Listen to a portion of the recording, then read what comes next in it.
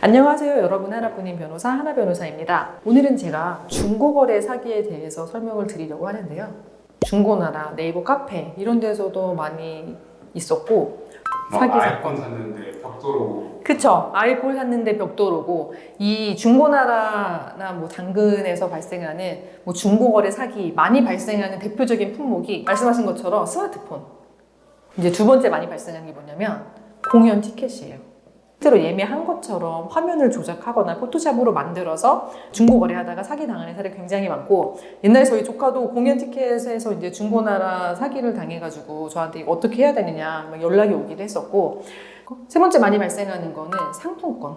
이런 것들이 이제 대표적으로 중고나라에서 사기가 발생하는 물품들이고, 중고거래 사기의 유형이 무엇이냐 봤을 때 가장 대표적인 거는 돈 받고 물건 안 보내고 그냥 잠수 타는 거예요. 또 우리나라 사람들이 정이 있잖아요.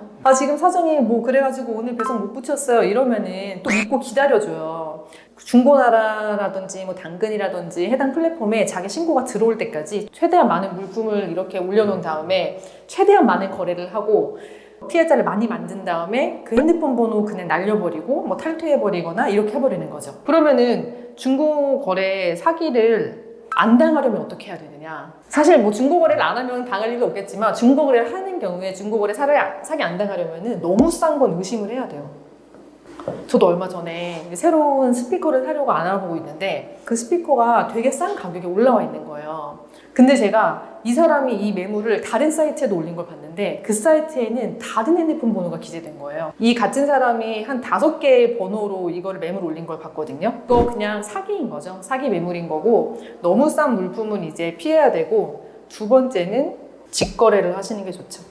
만나서 물품을 확인하고 돈을 지급하고 직거래를 하시는 게 이제 중고거래 사기를 피하는 방법 중에 하나인데, 여러분들이 제일 궁금해할 거는 중고거래 사기 안 당하면 제일 좋겠지만 사기를 당하면 그럼 어떻게 해야 되느냐, 돈 배상받을 수 있느냐.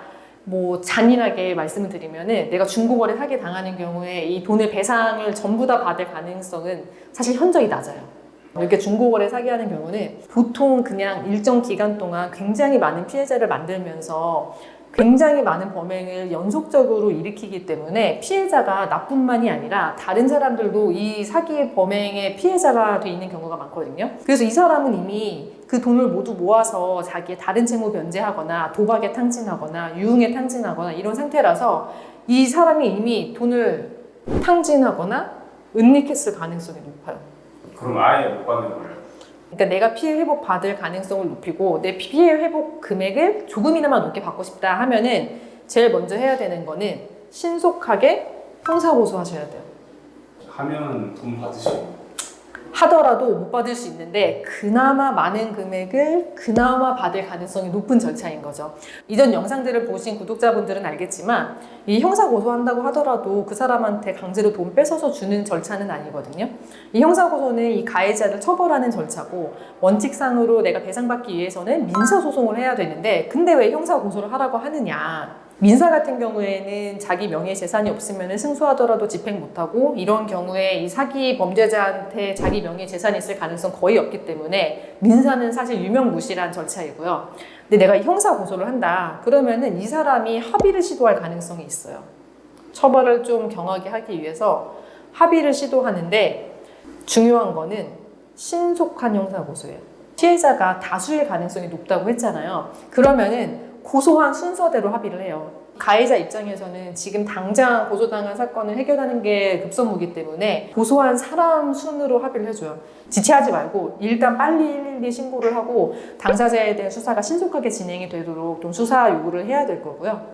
사기를 치면? 네. 처벌은 어느 정도인지? 처벌은 어느 정도인가. 사기죄는 재산범죄이기 때문에 피해 액수가 기준이 되고요. 중요한 기준이 되고, 태양이라든지 피해자 수, 그리고 얼마나 반복돼 왔는지 이런 것들을 좀 종합적으로 고려를 해요. 어쨌든 재산범죄이기 때문에 이 피해액이 중요한 기준이 되는 거고요. 그래서 이제 사실 중고거래 사기는 다른 사기 사건에 비해서 피해 가액이 아주 높은 편은 아니거든요. 한 건 한 건의 피해액은 그렇게 크지는 않은데 말씀드린 것처럼 이런 경우에는 피해자도 여러 명이고 행위가 반복되었을 가능성이 높아서 징역형 가능성이 있고요. 그 동종 전과가 있다. 그러면은 징역형의 가능성이 매우 높아지고요. 반복해서 범행을 저질러 온 게 아니라 그냥 좀 우발적으로 단건으로 한 두세 건 저질렀다. 그런 경우에는 벌금형으로 끝날 가능성도 있고 원만하게 합의가 되면은 선처의 가능성도 있기는 하지만 반복된 중고거래 사기는 중하게 처벌을 받을 수 있는 사안입니다. 오늘은 제가 중고거래 사기 중에서 3자 사기에 대해서 한번 설명을 드리려고 하는데 이게 이제 3자 사기가 위험한 게 뭐냐면은 단순히 내가 뭐 사기 피해만 입는 게 아니라 나는 사기 피해를 입었는데 내가 보이스피싱 범행에 연루가 될 수도 있거든요. 그리고 내가 가담하지 않은 행위에 대해서 배상 책임을 져야 되는 위험이 발생할 수도 있어요. 그래서 이 3자 사기가 보통 어떻게 발생을 하느냐. 이게 당사자 간에만 발생하는 단순히 돈 받고 물건 안 주는 이런 사기가 아니라 중간에 돈을 주는 사람이라든지 입금을 받는 사람이라든지가 다르고 물건 지급하는 사람이 다른 제3자가 이제 거래 관계에 껴있는 그런 이제 중고거래인 건데 설명을 드리면은 어떤 사람이 이 사람이 이제 A라는 사람이 스마트폰을 팔기로 한 거예요. 그래서 이 사람이 중고 사이트에 이제 이거 팝니다. 이거 뭐 70만 원에 팝니다. 하고 글을 올렸어요. 그랬더니 이 B라는 사람이 이 사람이 이제 범행이었던 거죠. 이 사람이 이거 내가 살게요. 하고 이 사람은 이제 구매 의사를 밝혀요. 근데 이제 비싼 거 판매하잖아요. 그러니까 당사자끼리 그럼 우리 만나서 직거래해요. 직거래를 하는데 그래서 만나서 스마트폰 확인하고 이 사람은 스마트폰 괜찮아요? 이제 팔아도 되나요? 하고 저 이거 괜찮으니까 살게요. 하고 이제 구입을 하고 그럼 이제 물건을 주면서 A가 대금을 지급받아야 되잖아요.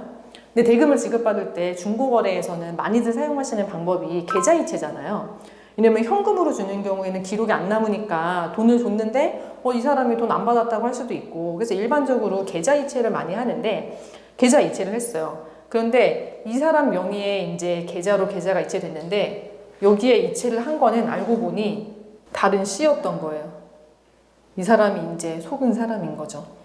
근데 이 사람 입장에서는 이 B라는 사람이 뭐 본명이 뭔지 알고 만나는 게 아니잖아요. 플랫폼상의 아이디랑 핸드폰 번호 이 정도만 알고 있는 거지 이 사람의 본명이 누군지도 모르고 그리고 설사 본명을 안다고 하더라도 이거 내가 살 건데 대금은 내 뭐 남편이 지급할 거예요. 또는 아내가 지급할 거예요. 뭐 친구가 지급해 줄 거예요. 이런 식으로 중고 거래하는 경우 많잖아요.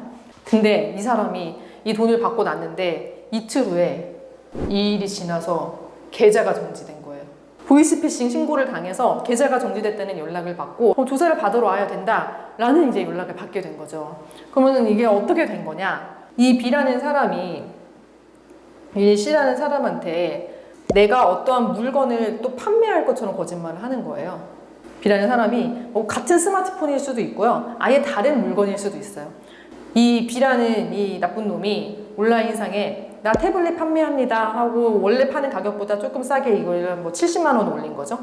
그러니까 이 사람이 그거를 보고 저 그러면 그 태블릿 살게요 라고 하고 둘 사이에 태블릿을 사기로 하는 계약이 있었던 거예요. 근데 이 B는 사실은 이 태블릿을 판매할 의사도 없었고 태블릿 가지고 있는 것도 없었던 거죠. 그래서 이 C한테 그러면은 이거 태블릿은 우편으로 보내드릴게요. 제가 보내고 송장 보내드릴 테니까 저한테 이거 70만 원 주세요 하면은 보통 송장 입금하면서 70만 원을 대금을 주잖아요. 그래서 그냥 벽돌 같은 거 보내가지고 아니면은 내용물 아무것도 안 넣고 그냥 택배 박스만 보내서 송장을 붙인 다음에 지금 발송했어요. 돈 보내주세요 하고 이 70만 원을 근데 이 70만 원은 제가 지금 제 계좌를 사용할 수 없으니까 뭐 다른 사람의 계좌로 보내주세요. 또는 자기의 계좌가 이 A의 계좌인 것처럼 하면서 이 70만 원을 여기로 보내게 만든 거죠. 그러면은 이 모든 과정이 벌어진 다음에 각자 가지고 있는 게 뭐냐? 이 사람은 스마트폰 없은 대신 대금 70만 원이 생겼죠, A는. 근데 B는 자기는 아무런 돈도 내지 않고 그냥 공짜로 이 스마트폰이 생긴 사람인 거예요. 그리고 이 C는 아무것도 가지지 못하고 마이너스 70만 원이 된 사람인 거죠. 근데 이 사람은 계좌이체를 했으니까 돈을 받은 사람이 자기한테 사기 범행을 한 사람이라고 당연히 의심을 할 거고 그러한 경위로 돈을 보낸 계좌 명의인을 신고를 하게 되고 그럼 A가 신고를 당하고 A의 계좌가 정지가 되게 되는 거죠. 그래서 이러한 경우가 이제 요즘 많이 발생하는 3자 사기인 건데 이 3자 사기인 경우에는 사실 다른 중고거래 사기랑도 마찬가지로 이 피해 금액을 이 나쁜 놈으로 또 받는 거는 현실적으로 많이 어려워요. 이 사람이 인적사항을 특정할 수 있는 정보가 거의 없는 경우가 많아요. 플랫폼에도 다른 사람 아이디로 가입을 하거나 아니면은 뭐 어디서 구입한 아이디로 가입을 하거나 폰도 자기 명의 안 쓰니까 이 중간에서 핸드폰을 가져간 이 B라는 놈이 세상에 누구인지 알 방법이 없는 거죠. 그래서 뭐 CCTV 같은 걸로 특정을 할 수 있으면은 A랑 B랑 만난 장소에서 동선을 따라가서 B를 찾는 경우도 있기는 한데 그게 쉽지는 않고 이 B를 찾는다고 하더라도 폰 다른 데다 빼돌리거나 뭐 업체에 팔아버리거나 하면은 돈을 받을 수가 없는 거예요. 그럼 이런 경우에 이제 A랑 C랑 자기들끼리만 이제 서로 알 수 있게 되겠죠. 수사가 진행이 되다 보면은 그러면은 이 C는 나는 이 돈을 돌려달라 A한테. 그럼 A는 뭐라고 하겠어요? 나는 이거 B한테 이거 판매하고 받은 돈인 줄 알았으니까 내가 이거 너한테 돌려줄 의무가 없다. 약간 이런 식으로 둘 간에 이제 당사자 간의 싸움이 있고 이런 경우에 그냥 조정으로 해결하는 경우가 많기는 한데 이거를 정말 이게 막 금액이 큰 거여서 막 극단적으로 소송을 해야 된다. 그러면은 이제 C는 A한테 부당이득 반환 청구권을 가지고 A는 B한테 부당이득 반환 청구권을 가지는데 집행이 어려울 것이고 서로 간에 그냥 이거를 분담하게 되고 막 이런 식으로 진행이 되는 거예요. 그러니까 이전 영상에서 설명드렸던 것처럼 저는 그래서 중고거래를 안 해요. 중고거래 물론 좋은 분들이 훨씬 더 많으시고 정상적인 거래가 훨씬 더 많겠지만 내가 만나서 직거래를 한다고 하더라도 이런 3자 사기를 완전히 피해가기가 어려워요. 나는 70만 원은 이미 갖고 있으니까 별 손해 아닌 거라고 할 수 있지만 이 70만 원을 이 C한테 반환해야 될 민사상의 문제도 생기고 그리고 내가 보이스피싱 범행에 연루된 보이스피싱 범죄에 내 계좌가 의도치 않게 사용된 게 되다 보니까 수사 과정에서 나의 무고함도 적극적으로 밝혀야 돼요. 그리고 이 정지된 계좌는 굉장히 오랫동안 묵혀져 있습니다. 그 은행 계좌만 정지되는 게 아니라 관련 계좌가 함께 정지가 될 수 있어서 굉장히 불편해지는 거죠. 그래서 사실 이런 거를 모두 다 피하려면은 중고거래를 안 하거나 아니면 중고거래를 하더라도 사람을 너무 믿지 말고 과하다 싶을 정도로 확인하는 게 좋아요. 그럼 내가 어쨌든 A의 상황이 돼버렸다. 내가 조심하려고 했는데 나쁜 사람한테 걸려서 내가 지금 이 보이스피싱에 가담이 됐다. 그럼 저는 어떻게 대처를 해야 되나요? 일단은 A가 이 사건 보이스피싱에 가담하지 않았다라는 거를 수사기관에서 입증을 해야 참고인 신분에서 피의자로 전환이 되지가 않고 이 사건에 있어서 직접적으로 범행 가담자로서 C한테 손해배상 책임을 지지 않게 되거든요. 그래서 내가 A 같은 상황이 됐다. 뭐 C 같은 상황도 마찬가지인데 이걸 인지하는 즉시 이 사람이랑 나눈 것들을 증거로 다 모아 놓으셔야 돼요. 캡처 같은 것도 해놓으시고 이 사람이 플랫폼을 탈퇴하면은 당사자랑 대화한 게 확인이 안 될 수도 있으니까 이 사람이랑 대화한 내역들을 다 증거로 수집을 해놓으시고 관련해서 궁금한 내용 있으시면 댓글로 남겨주시고요. 구독과 좋아요도 많이 부탁드립니다.